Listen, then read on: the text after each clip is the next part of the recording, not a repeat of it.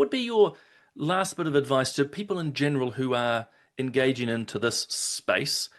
What is the best way to, I suppose, push back? My suspicion it's around the use of language, seeing we've talked about that quite a bit, but what would you encourage people who are being confronted with this ideology and want to be both, if you will, reasonable, but also assert truth?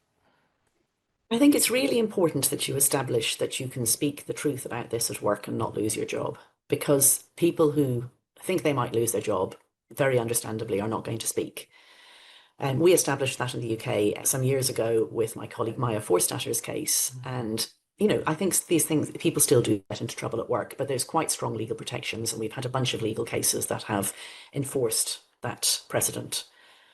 So that seems to me to be the most important thing. I think that speaking up, especially if you're in one of the regulated professions, like the medical professions, is very, very risky until you've established that. It's like sending your troops over the top before getting rid of the machine guns. I don't see the purpose of sending people over to get slaughtered. And in fact, I think it makes the other people less willing to speak up and more afraid.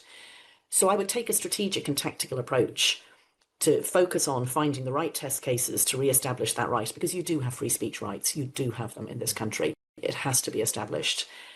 And then the second thing is, if you are in that sort of space where you are really worried about your work, is there may be some things that you can do. There may be some things that you can say. You can share high quality research papers, for example. Responsibly and through the right channels, you can say, I'm concerned that we're doing this way because look, new research shows this. And I think it's quite important to draft in people who are retired to help. There's a lot of retired health professionals who are extremely worried about what's happened and who aren't scared to speak up because they don't need their professional registration anymore. And some of those people are highly regarded and still very active in their professional organisations. I cannot emphasize enough how important it is to be strategic and tactical in this. That was how they got where they are. We have to do the same to get back.